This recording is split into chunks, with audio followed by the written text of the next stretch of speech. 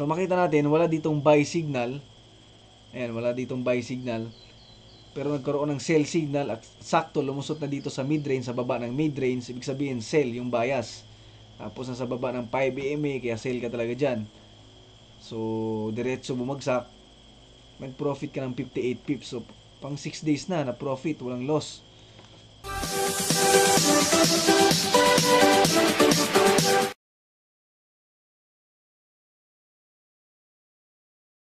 Hello ka-trade, kumusta kayo? Dito sa video na ito, ituturo ko sa inyo itong strategy na ito. Ito yung EMA or Exponential Moving Average Crossover Strategy. Maganda itong strategy na ito, pwede nyo gamitin pang scalping, pang day trading, or pang swing trading. So dito sa video na ito, i-review ko itong indicator na ito kung gaano ito ka-accurate. Kasi sabi sa review, mataas na yung win rate nito. So i-check ko yung mga signals na binibigay niya sa day 1, sa M30, sa M15, sa M5, kung gaano ka-accurate yung signals na binibigay niya at kung saang time frame mas accurate yung signals na binibigay niya. Ituturo ko rin sa inyo kung paano i-download yung indicator na ito ng libre at paano i-install sa MetaTrader ninyo. At syempre, ituturo ko sa inyo kung paano gamitin ang strategy na ito. Kaalaman para malaman nyo kung ano itong indicator na gagamitin natin. So ano ba yung Exponential Moving Average or EMA? So itong EMA ay katulad rin ito ng SMA or Simple Moving Average. So default na indicator ito na ma-install natin sa MetaTrader platform natin sa PC or sa cellphone. So ang gamit ng moving average ay nagsusukat siya ng trend direction over a period of time. Dito sa picture, makita natin yung dalawang moving average, itong EMA at SMA. So makikita natin na kapag nasa baba ng moving averages natin yung presyo or yung mga candlestick, ibig sabihin down yung trend ng market. So pwede tayong mag-sell. At makita natin kapag pataas na yung market or yung presyo, makita natin na nasa taas naman ng mga moving average natin. So ang strategy natin ngayon ay ang pag-cross ng mga moving average. Katulad nito, so ito yung tinuturo niya na nag-cross na yung moving average, so ibig sabihin dito mag-buy at pataas na yung market. Halimbawa naman nag-cross dito mag-sell at pababa na yung market. So yun yung i-apply natin dito sa strategy na ituturo ko sa inyo na may kasamang indicator. Bago natin gamitin yung indicator, ituturo ko muna sa inyo kung paano ito ma-download at paano i-install. Libre nyo lang itong ma-download dito sa Hotshot Forex. Nilagay ko yung link dito sa baba sa video description. Pagdating nyo dito sa website, scroll nyo lang pababa at makita nyo dito yung download link. Click lang natin ito. At ang link na ito ay Google Drive. Okay, para ma-download natin ito, dito sa right side, sa taas, makita natin yung download na button. I-click lang natin yan para ma-download natin yung file. Kapag ayaw gumana, ayaw ma-download, mag-comment lang kayo para ma-update natin yung link. At ito na, tapos na mag-download, open lang natin itong RAR file. Ayan, kung hindi nyo ma-open yung file, i-download nyo yung WinRAR. Okay? Tapos, ganito yung itsura niyan. Itong folder na system, i-click lang natin yan, tapos i-hold, tapos i-drag natin, ilagay natin sa desktop natin, or kahit saang folder sa computer mo. At ang laman nito, nandito na yung instruction, pati yung mga indicators. Ito yung chart setup. Ayan. Kapag manual mong isi-set up pero may template na itong kasama. Ito yung indicators, kopyahin lang natin ito lahat. Tapos punta lang tayo sa MetaTrader 4 natin. File, open data folder. So itong indicator lang ito, gagana lang ito sa MetaTrader 4 PC. Hindi ito gagana sa mobile, hindi rin ito gagana sa MetaTrader 5. At punta kayo dito sa MQL4, tapos dito sa indicators. I-right click lang dito sa space. Tapos paste. Ayan, so copy and replace na lang pag may lumabas na ganyan. Okay? So, kailangan nyo i-close muna yung MetaTrader niyo para gumana yung indicator na nilagay natin. Pagka-close, open natin ulit. Ayan, so habang binubuksan natin, i-copy na rin natin itong template. Ayan, template. So, na-open na yung MetaTrader 4 natin. So, punta tayo sa Euro USD. Yan. Okay. Tapos, i-right click natin ito. Ilalagay natin yung template natin dito sa chart. Dito. Punta tayo dito sa template. Tapos, dito tayo sa load templates. So, na-copy na natin to. So, i-paste lang natin dito sa template folder ng MetaTrader 4. So nandito na yung Langs Cross. Click natin yung open. At makita natin, ito na yung chart. Yan, nandito tayo sa R1 time frame. So pagkatapos dito sa number 4, ito yung tutorial. Basahin nyo lang yung tutorial. Nandito na rin yan sa website ng Hotshot Forex. Ito. Okay, ituturo ko naman sa inyo kung paano gamitin yung indicator na ito. Itong tutorial nito ay kasama rin yun sa dinownload natin, yung number 4 tutorial kung paano gamitin ito. Step number 1, magdodraw tayo ng tatlong horizontal line sa previous daily candle. So halimbawa, ngayon, yung kahapon, yung mga candles kahapon, magdodrawing tayo ng tatlong line doon. Isang high, isang low, at isang mid, parang ganito. Ayan, makita natin, ito yung ngayon, parang ito yung ngayon, mga candles ngayon, ito yung separator, makita natin yung linyang yan, yung pababa, separator yung tawag niyan. At yung nasa loob ng separator na yan, yung mga candles yan, yun yung mga candles kahapon, yung 24 hours na galaw yan ng market. So, dito tayo magdodrawing ng line. So, ayan, tulad yan. Guhitan natin yung pinakamataas na presyo kahapon. So, ito yun, ito yung pinakamataas. At yung pinakamababa, so ito naman yung pinakababa. Tapos, guhitan natin sa gitna. So, ito naman yung mid-horizontal line natin. Okay, dito naman sa step number 2 para malaman natin kung magbabuy ba tayo or magsisell ba tayo ngayon base sa mga candles kahapon. Kapag yung mga candles ngayong araw, ito ngayong araw na to, candles ngayong araw ay nasa baba nitong mid-range horizontal line natin, ibig sabihin bearish yung bias natin doon or magsisell tayo, maghintay lang tayo ng sell signal. So katulad nito, makita natin na yung mga candles ngayong araw ay nasa baba ng mid horizontal line natin. So maghihintay tayo ng mga sell signal. Kapag nasa taas naman, nandito naman yung mga candles ngayong araw, ibig sabihin bullish yung bias natin. So maghahanap tayo ng signal na magbabuy trade tayo. Okay, so maguguhit tayo para makita niyo actual. So nandito tayo sa hour 1 time frame. Laki natin ng konti. So ito yung 24 hours na galaw kahapon, yung previous day na candles. Ayan, sa loob nitong separator na ito. Ito naman yung ngayon. So ito yung guhitan natin ng tatlong lines. Ayan, isa sa taas, isa sa baba. So ito yung taas kahapon, ito yung baba kahapon, tapos guhitan natin sa gitna. Okay? Para malaman natin kung magbabuy ba tayo ngayong araw or magsisell ba tayo, tingnan natin yung candles ngayon. Kung nasa taas siya ng mid-range lines natin, so ibig sabihin magbabuy tayo. So kaninang umaga, makita natin na nasa taas siya, nagbigay siya ng signal. So kung nagbuy tayo kanina, nag-profit tayo dyan. At ngayon, nasa baba na ng mid-range line natin. So ibig sabihin, pwede na tayong mag-sell dito. Okay, ito naman yung tutorial sa pag-open natin ng trade or yung entry natin. Long entry, ibig sabihin buy entry.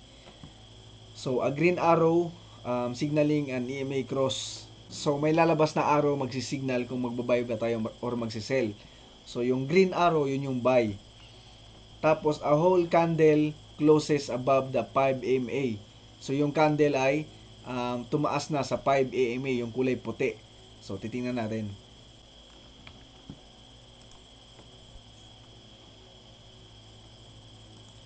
Okay, lakihan ko ng konti. So, halimbawa, kaninang umaga, makita natin na nagkaroon ng signal, itong green arrow. At makita natin na dito lumusot na siya sa mid-range candle natin, dito sa taas. At makita natin na nasa taas na siya, nag-close na siya dito sa taas ng 5 EMA natin, itong kulay white na moving average or exponential moving average. So, ibig sabihin ng nag-close, yung natapos na talaga yung candle. Halimbawa, buo na yung candle ba, natapos na, nag-close na sa taas ng 5 EMA. Okay, so kung nag-buy tayo dito na banda, yan, so ilang pips din yon ganun umaga. Yan, so mga 18 pips din yon. So, ang exit or yung take profit ay kapag lumabas na yung red arrow na nagsisignal. So, parang baliktad na signal, nag-buy ka, pag lumabas na yung red arrow, i-close mo na yung trade mo or mag-exit ka na. Tapos, a whole candle closes below 20 EMA, yung kulay green naman na linya. Halimbawa na lang ganito, nag-buy ka, yan, diretso pataas, profit ka, tapos lumabas na yung red arrow, so nagsisignal na mag-exit ka na sa trade mo, or mag-take profit ka na. Tapos yung candle ay nag-close sa baba ng green EMA. So dito ka na mag-close ng trade mo or mag-take profit. Pero depende naman sa inyo kung ano yung strategy niyo, kung ano yung target niyo. kung ilang pips yung target niyo. So ito yung example ng long entry. Halimbawa, ito yung binasihan natin na previous day, ginuhitan natin ng tatlong horizontal line at makita natin nagkaroon ng green arrow, nag-signal na mag-buy at makita natin na nasa taas ng mid-range, ibig sabihin mag-buy tayo. Tapos nasa taas din siya ng 5 EMA, itong kulay white. So kung nag-buy ka, yan makita natin diretso pataas hanggang dito pa sa susunod na araw. So ito naman yung short entry, yung magsisell naman tayo. Yung red arrow ay lalabas. Tapos whole candle closes below 5 EMA. So sa baba naman ng 5 EMA. So parang ganito. Ayan, halimbawa ito yung previous day. At makita natin ito yung mid-range. Ito yung previous day At nagkaroon dito ng sell signal at nag-close yung candle sa baba. Ayan, ito yung 5 EMA. Nag-close yung candle na ito. Yung red na candle na ito sa baba ng 5 EMA. So, pwede tayong mag-sell dyan. Ayan, diretso pa baba. So, meron ditong RSI sa baba. So, itong RSI indicator ay titingnan nito yung overbought at oversold. Ibig sabihin ng overbought, masyado nang mataas yung presyo. Pwede na siyang bumagsak or mag-reverse. So, makita natin, nagkaroon ng sell signal dito. Makita natin na malapit na siya dito sa pinaka-overbought na linya. Ayan, makita naman natin. Dito yung overbought, dito naman yung oversold. Kapag overbought, pwede ka mag-sell. Kapag oversold, yan, doon ka mag-buy. So, i-combine mo lang. So, yung exit or yung take profit, ganun din, yung opposite na signal yung lalabas, yung green arrow, at magkuklose yung candle sa taas ng 20 EMA, yung kulay green. So, depende pa rin sa inyo kung ano yung take profit ninyo. Okay, so ngayon, i-check naman natin hour 1 to M30 to M15 to M5, yung mga signals na binibigay, kung accurate ba itong indicator na ito. Hindi natin i-check yung day 1, hour 4 kasi masyado nang mataas yun. M1 masyado namang mabilis. So dito lang tayo sa hour 1 to M5. Okay, dito tayo sa Euro USD. So halimbawa ito yung kahapon at ito yung ngayon. So yun nga, kanang umaga nag-profit ka na. Kung nag-buy ka kanang umaga kasi may signal tayo dyan. So titingnan natin yung kahapon. So titingnan naman natin yung isang araw. So ito yung low ng isang araw, ito yung high, at dito naman yung mid. Ayan. Okay, so nagkaroon siya ng signal, buy signal. Okay, at nasa taas siya ng mid-range natin na line. So ibig sabihin mag-buy tayo dito sa taas ng 5 EMA, yung kulay white. So dito ka na nakapag-buy. Ayan. So nag-profit ka ng konti, 19 pips. Okay, so i-check natin nung isang araw pa. So nabalik. Dito naman banda. So walang signal na binigay dito banda meron siyang sell signal pero hindi tayo nag-sell dyan kasi makita naman natin ito yung low, ito yung high, ito yung mid. So makita natin nag-sell signal siya dito pero nasa taas siya ng mid-range line natin. So wala tayong trade dito, hindi ka nag-win or hindi ka nag-loss. Pero at least dalawang araw na may win trade ka. Okay, so dito naman banda, guhitan naman natin dito. Ito yung low, ito yung high, ito yung mid. So check natin. So ayan, nagkaroon siya ng buy signal dito. Buy signal sa taas ng mid-range natin, tapos nag-close sa taas ng white EMA. At makita natin nag-profit naman ng 25 pips. So at least kitang-kita natin na tatlong araw na profit, isang araw naman na wala kang trade. Okay? So check naman natin dito kung paano malos itong indicator na ito, yung signal na binibigay natin dito. So ito naman yung low, ito naman yung mid. Ayan, check natin. So nagkaroon siya ng buy signal. So dito ka nag-buy, profit ka pa rin, nag-profit ka pa rin dito ng 33 pips. So 5 days na may profit ka, wala pang loss. Halimbawa, ito naman yung high, ito yung low, ito naman yung mid. So check natin. So makita natin, wala ditong buy signal. Ayan, wala ditong buy signal. Pero nagkaroon ng sell signal at sakto lumusot na dito sa mid-range, sa baba ng mid-range. Ibig sabihin, sell yung bias. Tapos nasa baba ng 5 EMA, kaya sell ka talaga dyan. So, diretso bumagsak. Nag-profit ka ng 58 pips. So, pang 6 days na profit, walang loss. Bay, maganda nga itong indicator na ito. Pero hindi ko pa ito natatry actual. So, nire-review ko lang dito sa video na ito. Check natin kung gaano siya ka-accurate. Para sabay-sabay natin subukan. Okay, so ito naman. Makita natin, ito yung high, mid, low. At dito tayo magti-trade. So, nasa baba ng mid-range line natin. Kaya sell. Nagkaroon ng sell signal. At sa baba ng 5 EMA. Ayan. So, dito ka na magti-trade yan pag close. So, at least meron pa rin 24 pips. So, kung hindi mo sinusunod yung mga take profit na advice niya na pag nag-reverse na ng signal, doon ka mag-exit. Halimbawa, lagi kang 20 pips, lagi kang 10 pips. So, pang 7 araw mo na nag-profit sa strategy na to. So, dito naman tayo banda. Ito yung high. Ito yung low, ito yung mid. So, dito mukhang nag-loss tayo. Ayan. So, nasa taas ng mid line natin, nagkaroon ng buy signal at nag-close sa taas ng itong white 5 EMA. At makita natin, tumaas lang ng konti, ng 17 pips. Pero kahit pa paano, kung 10 pips na yung take profit mo, nag-profit ka na dyan. Tapos, nag-reverse bumagsak. So, kung pa 10 pips lang, 8 days na napasok yung trade natin. Kaso parang isang trade lang sa isang araw dito sa Hour 1. So kayo na lang magpatuloy, reviewin lahat ng binigyan ng signal. So base sa nakita natin, kung 10 pips ka lang, mga 8 trade na. 8 araw na profit, walang loss kasi may isang araw na walang trade. Okay, so check natin sa M30 kung gaano naman kalupit itong indicator na to dito sa M30.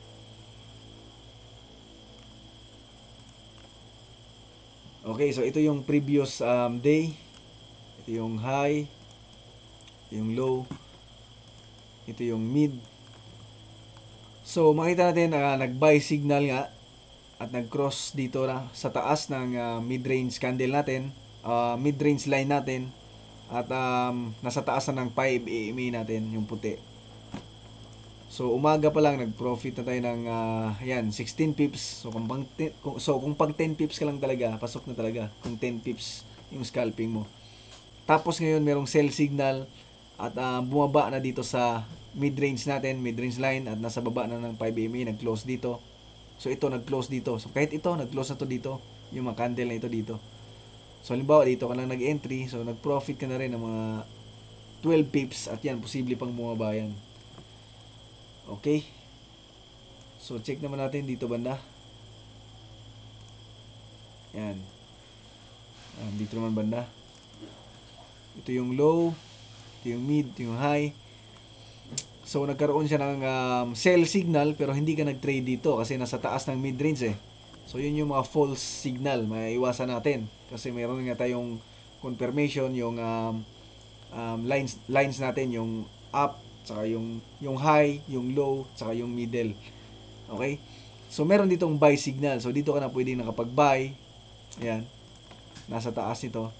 So profit ka ng 31 pips. Okay, so tingin ko parehas lang. Parehas lang sila para hindi na humaba itong video natin. Dito sa Hour 1, M30 parehas lang. Check natin sa M5. Dito tayo sa M5. Okay. So dito sa M5, liitan nyo na lang yung chart niyo para makita nyo yung buong araw. Parang ganito. Ito yung high. Ito yung low. Ito yung mid. So tanggalin natin itong isa. So makita natin dito sa M5, pagpasok dito, meron na agad mga signal dito makita. Itong mga red arrow na yan, sell signal yan. At ayan, nasa baba ng mid-range line natin at maraming red arrow na signal. So mas maraming signal na lalabas dito kasi lower time frame. Pero makita natin sa Hour 1 talagang mas malinis yung mga signal doon. Pa isa-isa lang sa isang araw. Pero dito mas maraming signal na sa loob ng isang araw. Pero makita mo naman na yung mga green, yung mga buy signal ay invalid signal kasi nasa baba nga ng mid-range natin eh. Dapat nasa taas doon tayo magbabuy. So ito lang mga sell yung sinunod mo. So kapag ganyan, so yan, makita mo, profit ka, umagang umaga, nag-profit ka na ng 11 pips. Okay. Tapos yan, hintay ka lang ulit ng sell signal, walang sell signal. Pero dito nagkaroon ng buy signal, nasa taas. Ayan, nagkaroon din ng sell signal dito pero invalid na yan kasi nasa taas na nitong ano eh. Nasa taas na ng midline natin eh.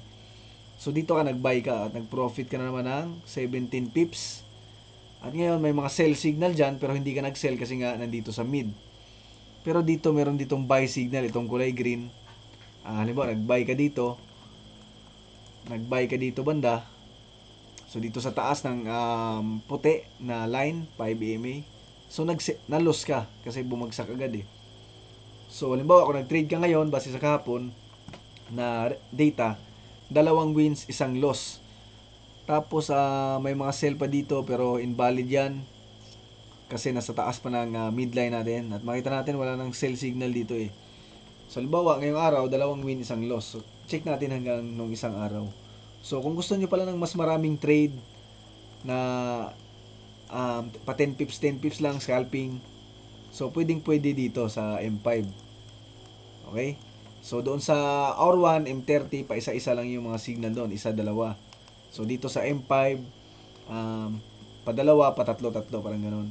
So halimbawa, ito yung sukat natin kahapon, high, low, mid. At makita natin nasa taas ng midline natin. So mga buy yung mga trade natin dito.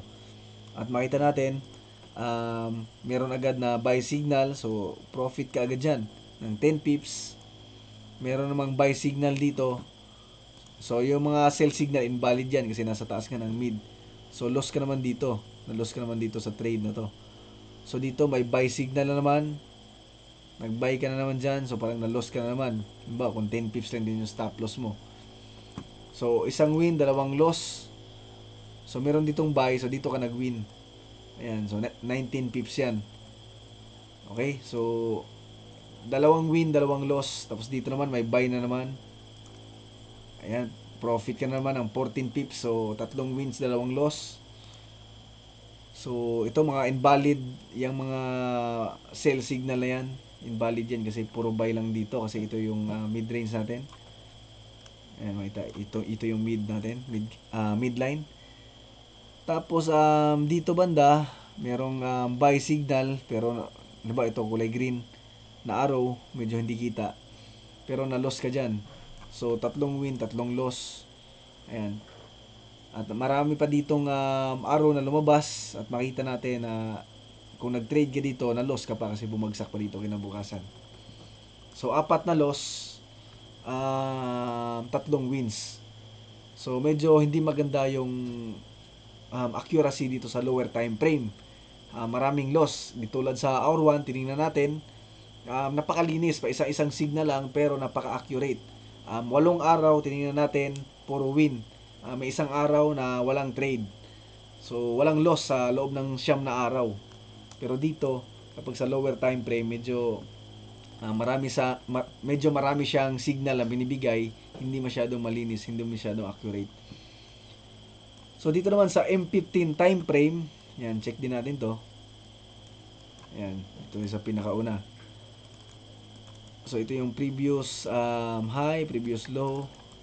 Ito naman yung midline. So dito, nag-sell ka agad dito, nag-profit ka agad dito ng 10 pips. So nagkaroon ng buy signal pero invalid, pero dito ka na nag-buy. So pwede kang humabol dyan kasi may buy signal naman dito. 15 pips. So 2 wins. So dito kung nag-sell ka rin dito, so 3 wins. Ngayong araw, 3 wins. Walang loss. So check natin yung dito naman banda. Ito yung low, mid. So makita natin dito, nagkaroon ng sell signal pero invalid yan. Kasi nasa taas ng midline. Meron ditong buy, so dito ka nag-trade. Yan, so nag-profit ka dyan ng 15 pips. So meron naman ditong buy. Ayan, so nag-trade ka dito, nag-profit ka naman ng 12 pips. Ayan, so dito merong buy dito. Merong buy signal dito, ito. At makita natin, bumagsak yan. So na-loss ka.